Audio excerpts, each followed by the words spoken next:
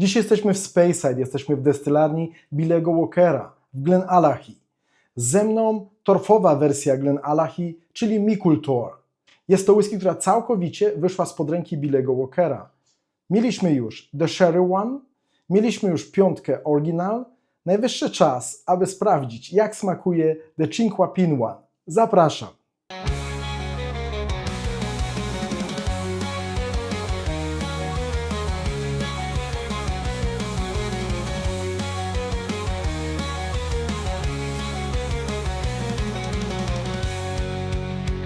Witam serdecznie w kolejny piątek, tutaj Marcin. Tak jak zapowiedziałem na wstępie, jesteśmy w Speyside, jesteśmy w destylarni Billego Walkera w Glenallachie. Ze mną torfowa Glenallachie, to znaczy Mikultor. Mamy taką małą serię 3 whisky korężowych i prawdopodobnie z czasem będzie się to zmieniać. Jak na razie mamy 3 5-letnie whisky. Jest to The Sherry One, jest to The Original i jest to The Cinque Pin One. I ta trzecia dzisiaj właśnie ze mną. Co mogę powiedzieć o samej whisky? Jest to 5-letnia whisky, która jest zabutelkowana w mocy 48% alkoholu, bez filtracji na zimno i w naturalnym kolorze. Jeśli chodzi o maturację, whisky ta była po pierwsze leżakowana w beczkach po bourbonie, był to Fast Fill ex-bourbon, a później miała swój dłuższy finish w Virgin Oak i był to dąb Cinque Pin.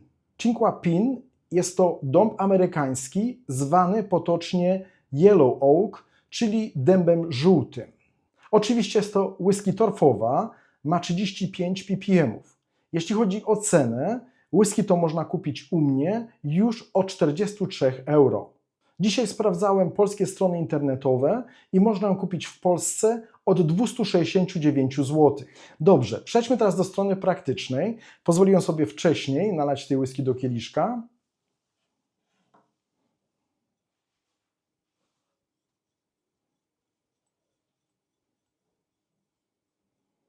Sprawdźmy, jak jest na nosie.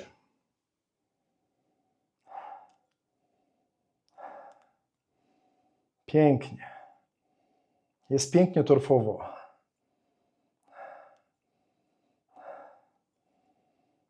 Ale ta whisky przypomina mi jakąś inną whisky. Jest bardzo fajny torf, ale ten torf jest jednocześnie słodki. No i jest tam coś jeszcze. No jest słodko, jest ziołowo, jest sporo przypraw, takich słodkich przypraw do ciasta. I z jednej strony pachnie też jak takie ciepłe ciasto wyciągnięte z piekarnika, powiedziałbym jakiś biszkopt, gdzie czułbym jeszcze troszeczkę tak proszku do pieczenia. Ja wiem, że to nie jest może najlepszy zapach, ale właśnie coś takiego tutaj odczuwam. No i są owoce, takie słodko-kwaśne owoce. No właśnie, jest i słodko, i kwaśno. Przypomina mi to teraz taki zapach pieczonego jabłka.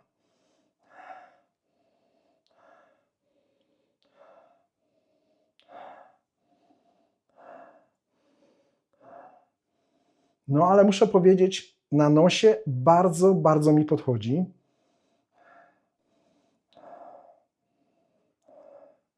No teraz odczuwam bardziej sam destylat. Już się nos przyzwyczaił do tego torfu, do tej owocowości. No sporo miodu. Jest i tak fajnie zbożowo. Takie słodkie musli. Słodkie musli z miodem. Ale to jest taki leśny miód.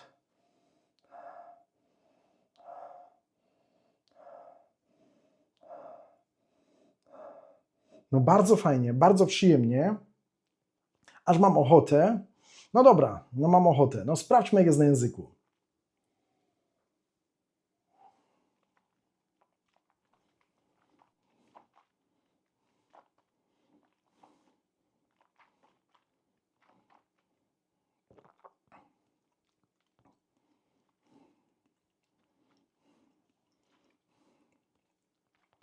Jest bardzo fajnie, bardzo fajnie.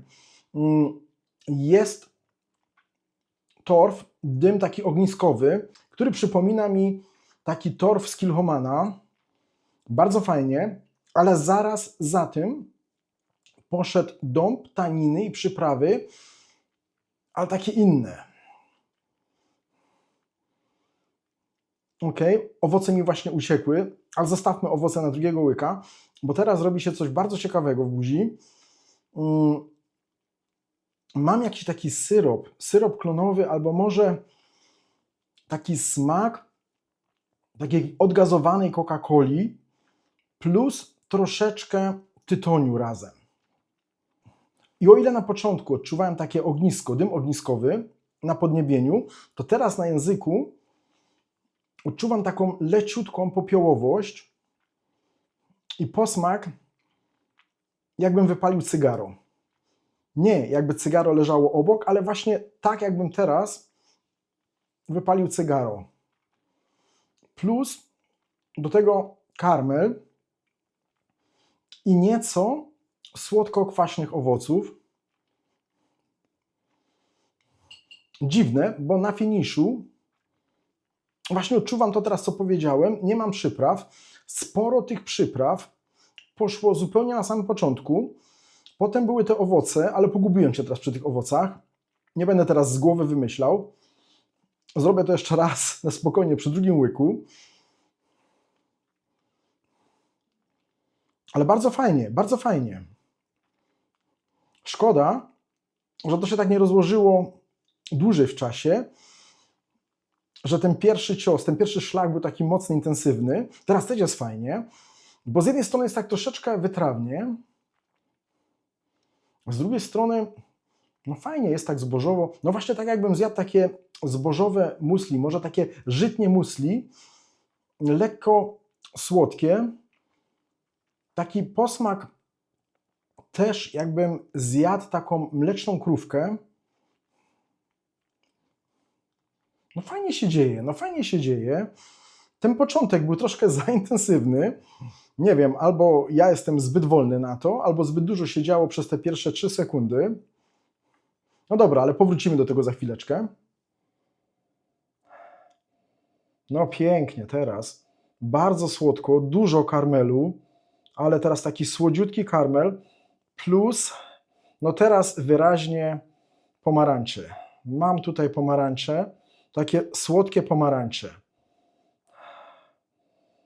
I nie tyle skórkę z pomarańczy, właśnie co samą słodką pomarańczę, taką czerwoną pomarańczę.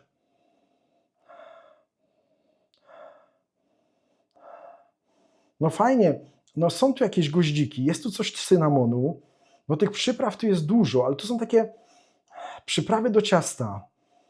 I one są jednocześnie, czuję, że to są przyprawy, jest troszeczkę ostrzej, ale jest jednocześnie bardzo słodko. W tym wszystkim ten torf, no teraz tak przez moment, fajny zapach takiej żółtej trawy, słonecznej trawy, albo inaczej, trawy skąpanej słońcem i do tego to owoce, ale to pieczone jabłko cały czas tutaj mam. Takie słodkie pieczone jabłko.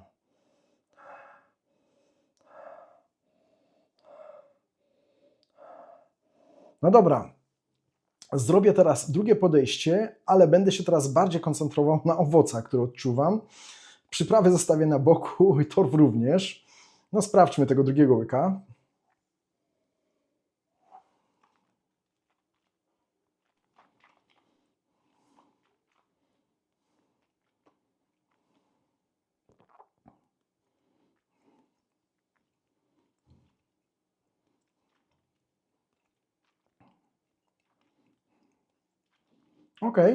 Okej.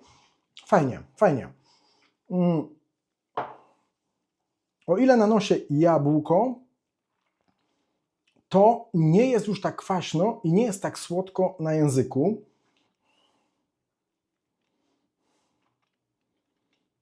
No jest fajnie, no kurczę, jest fajnie. Wiecie co? Nie wiem, jakby to powiedzieć, taka konfitura z jasnych owoców, odrobinę pomarańczy. Mamy troszeczkę crème brûlée, troszeczkę wanilii i to jest razem pomieszane.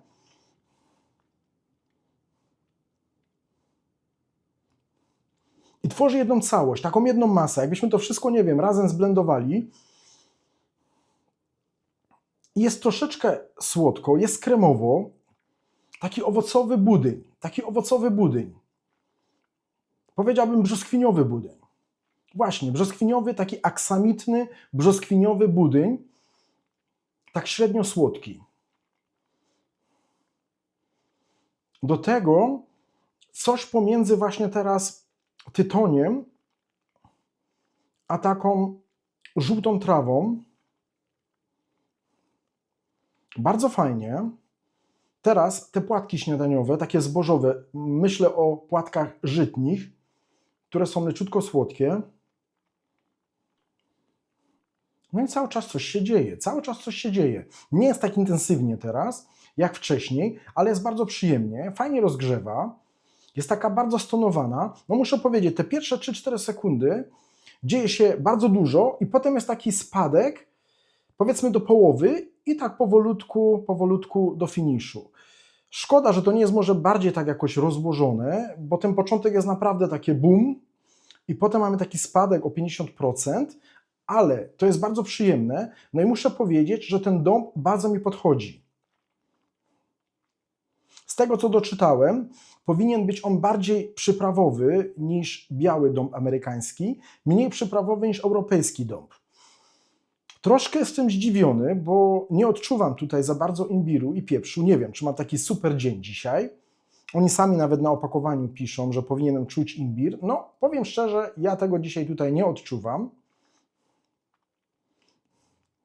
Jest tak fajnie też orzechowo, takie prażone orzechy laskowe albo prażone migdały i taki posmak mam, bardziej orzechy laskowe, bo nie jest tak wytrawnie, jest tak nie do końca wytrawnie, jest leciutko słodkawo, ale bardzo przyjemnie.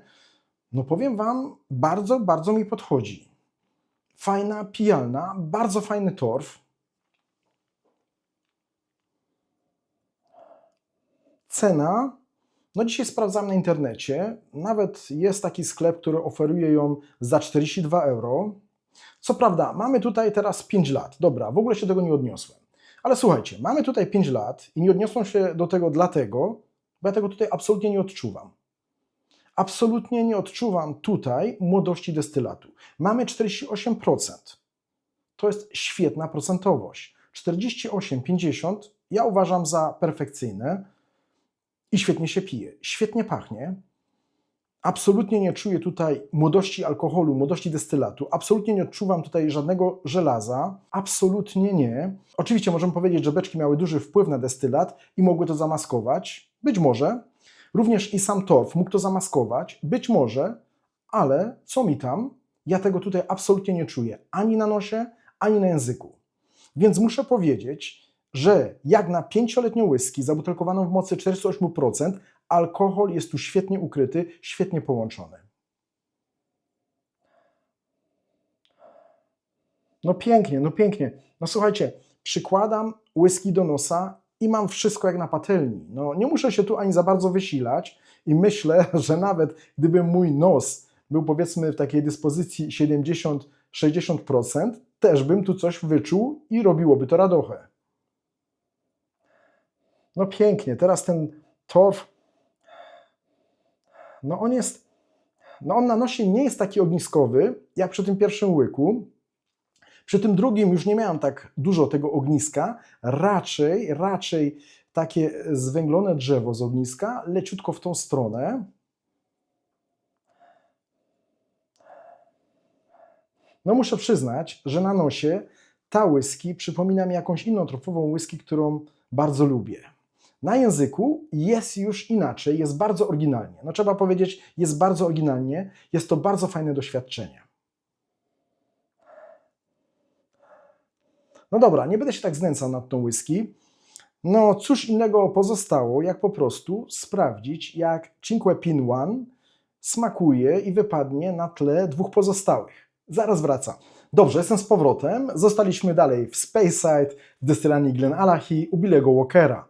Niemniej, dzisiejszym bohaterem jest ta whisky po lewej stronie. Jest to Micultor The Cinque Pin One, którego porównam teraz z tymi dwoma po prawej stronie. The Sherry One. Mamy tutaj 48%. Mamy najpierw ex-bourbon, potem mamy Oloroso i PX-a. Zupełnie na prawo jest The Original i tutaj mamy First Fill ex-bourbon, tutaj mamy Rye Barrels i tutaj mamy Virgin Oak. Ostatnia, Original, jest zabutelkowana w mocy 50%. Wszystkie trzy bez filtracji, wszystkie trzy w naturalnym kolorze, wszystkie trzy 35 ppm i wszystkie trzy 5 lat. Dobrze, jako że ostatnią miałem Cinque Pin One, przejdę teraz do Sherry One, chyba najbardziej lubianą, powszechnie lubianą, najchętniej kupowaną. W moim przypadku nie jest to najlepszy Micultor. Oryginal podchodzi mi bardziej, ale sprawdzimy, jak będzie dzisiaj. W mojej prawej ręce ta oto whisky The Sherry One.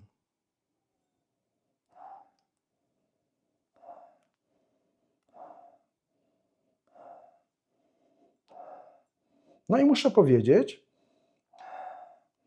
że oczywiście mam tutaj fajne klimaty sherry, od razu czuję IPX-a, czuję sporo przypraw, więcej przypraw odczuwam teraz tutaj w tej whisky niż wcześniej Cinque Pin One.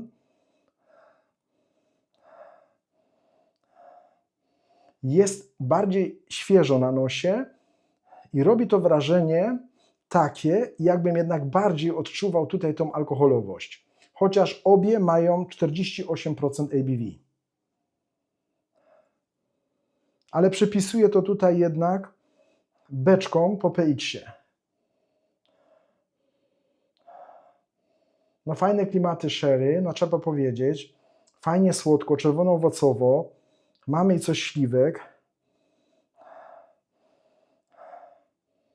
Ale mam wrażenie, że jest mniej torfowa niż ta po lewej. Dobrze, wrócę do głównej bohaterki.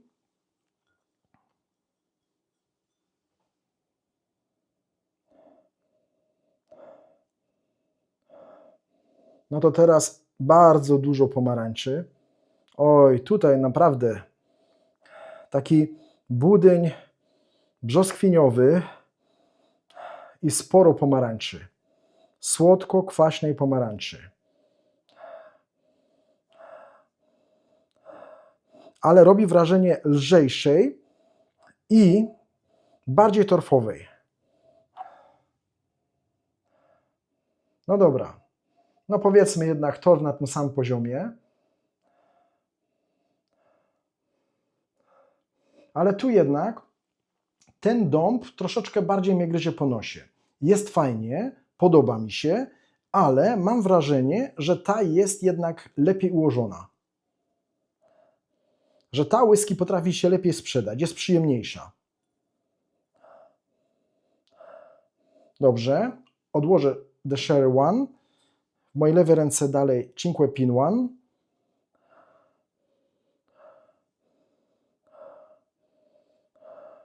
I teraz przejdę do mojej ulubienicy. Dobra, odłożę to. W mojej prawej ręce The Original.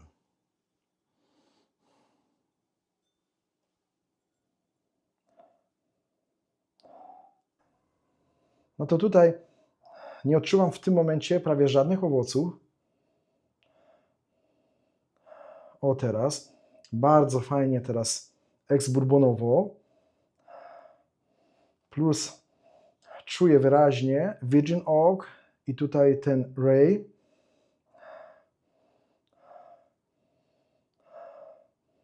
No, zaczyna się podobać. Bardzo fajnie torf.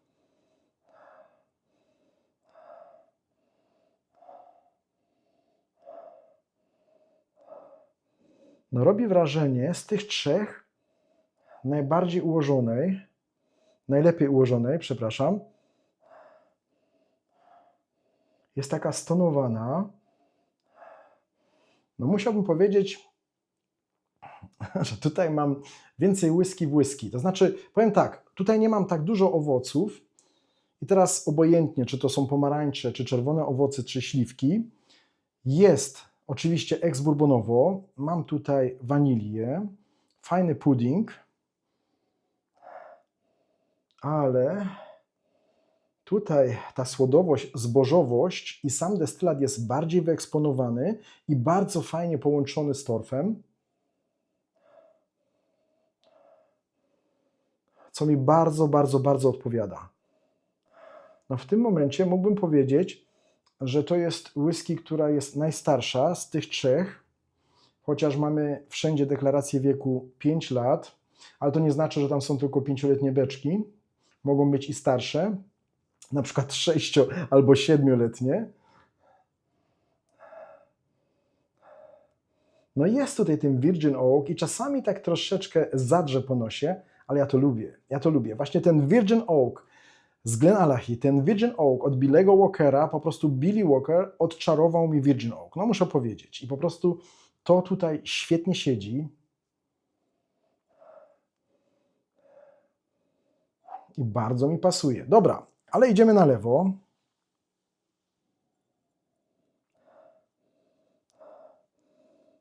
No i powiem tak, mam tutaj coś na nosie, co miałem w piątce, ale jest to troszeczkę delikatniejsze, plus taki powiew świeżości i pomarańczy. No tym razem również i skórka z pomarańczy. Tylko że ta robi wrażenie lżejszej.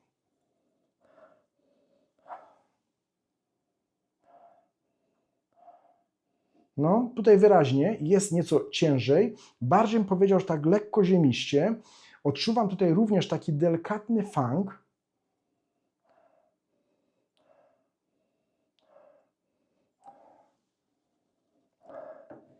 A tu jest, no super, tu jest, słuchajcie, to jest taka torfowa whisky, powiedziałbym torfowa whisky na lato. Ja wiem, że nie wszyscy piją latem torfowe whisky, ja piję whisky torfowe cały rok i uważam, że to jest świetna torfowa whisky na lato. Ma naprawdę taki świetny powiew świeżych owoców, takich cytrusowych owoców, pomarańczy. I nie jest to taka pomarańcza świąteczna, bożonarodzeniowa. Nie, to jest taka świeża pomarańcza, taka letnia pomarańcza.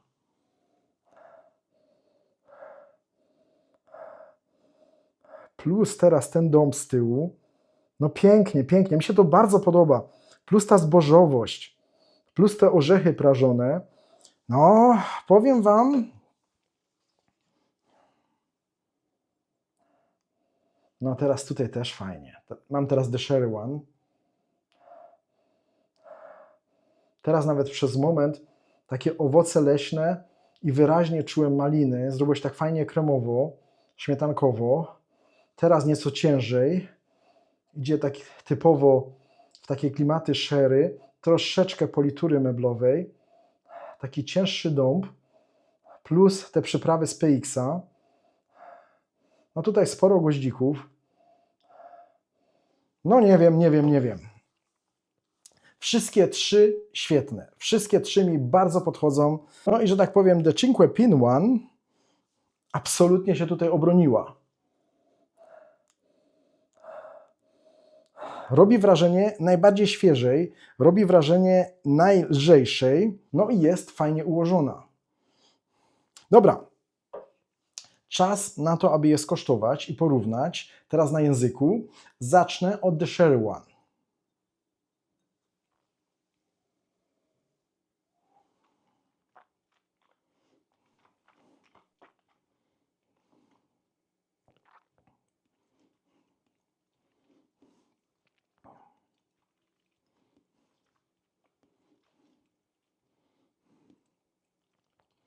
Jest fajnie, jest przyjemnie, ale na języku nie mam już tak dużo czerwonych owoców, zrobiło się nieco jaśniej. Ok, fajnie PX, dodaje takiego smaczku, bardzo fajnie teraz torf. Ten PX z tym torfem został, ale to Oloroso, o ile było takie czerwono-owocowe, cięższe na nosie, teraz zrobiło się tak troszeczkę jaśniej. I nawet odczuwam coś takiej dojrzałej, bardzo dojrzałej brzoskwini. ale słodkiej brzoskwini.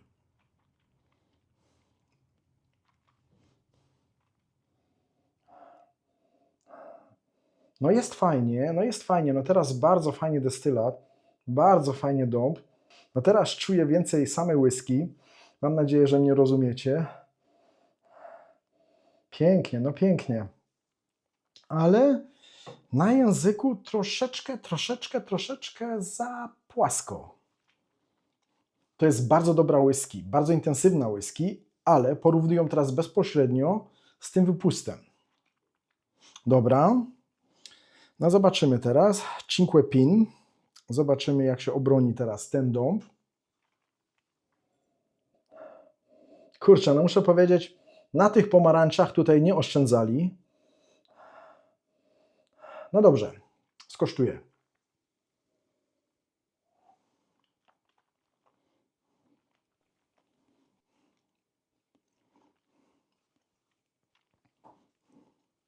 Pomarańczowo, karmelowo, dębowo. Teraz to przechodzi, przemija. Wreszcie odczuwam troszeczkę imbiru. Pytanie, czy dlatego, że jest to trzeci łyk z kolei, czy ta whisky po prawej zostawiła coś na języku po sobie? Troszeczkę pieprzu, białego pieprzu tu z przodu, ale no muszę powiedzieć tak, uważam, no będę się powtarzał, tutaj wszystko było konstant, powiedzmy, że jeśli wezmę tutaj te boom jako 100%, co odczuwałem na języku, to tutaj odczuwam, że tak powiem, jakieś takie 65% mocy, intensywności, jeśli porównam tą whisky bezpośrednio z tą, tylko te 65% było prawie, że cały czas konstant. Albo tak spadało, powiedzmy, powolutku, tak, że naprawdę jeszcze po 10 sekundach może gdzieś tak spadło do 50% i tak powolutku potem do finiszu. Tutaj jest tak, że mamy takie boom przez 2-3 sekundy na 100% i to o wiele bardziej intensywne niż tutaj. I potem tak gdzieś spada na 50%, może nawet na 40% i tak powolutku do końca. Jedno muszę przyznać, ta jest inna, jest taka nietuzinkowa i jest bardzo fajna. Jest naprawdę ciekawa. O ile mogę powiedzieć, że ta według mnie jest to taka whisky wymienialna, jest to bardzo fajny mikultor, sherry, torf, wiemy, wielu z nas to lubi i jak najbardziej, ale na przykład Kilchoman Scenic, dobra, zostawmy. To nie jest dzisiejszy temat. Ale tutaj jest coś innego, coś fajnego, coś świeżego, coś ciekawego. No dobra, idziemy zupełnie na prawo do The Original. Original podchodzi mi bardziej niż The Sherry One. Dobrze, sprawdźmy teraz, jak będzie na języku.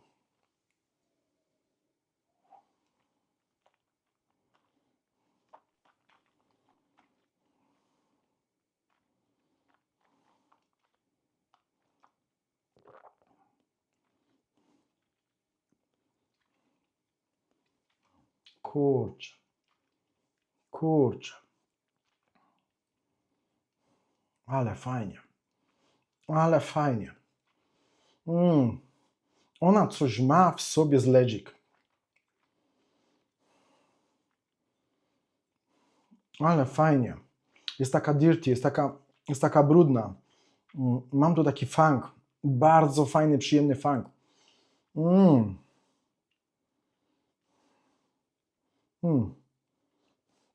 Ta jest najlepsza. Jak dla mnie ta jest najlepsza. Świetnie. 50% świetnie połączone. 5 lat, rewelacyjne 5 lat. Kurczę, żeby wszystkie pięciolatki tak smakowały, jak ten Mikultor.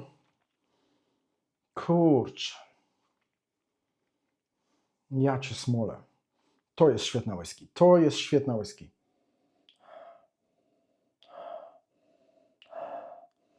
No tutaj jest coś z ledzika. No dobra, zostawmy to. To nie dzisiejszy temat znowu. No nie, no muszę znowu przyznać, The Original No dobra, poczekajmy chwilę, skosztuję jeszcze teraz The Cinque Pin One. No i przejdę do podsumowania.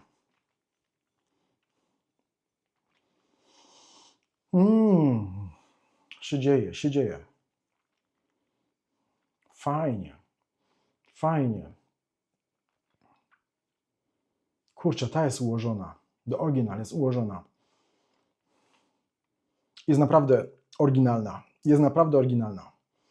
Ta też jest oryginalna, nie ma o czym gadać. Ta też jest naprawdę oryginalna. No dobra.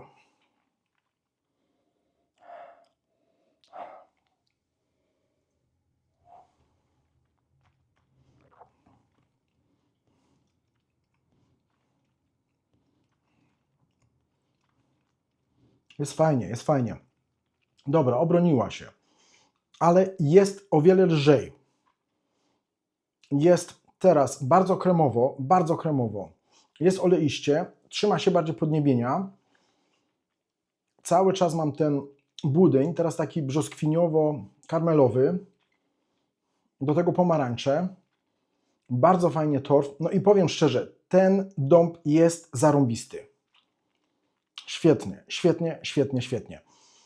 Powiem tak. No nie powiem tak. Chciałem powiedzieć, że na równi z oryginal nie.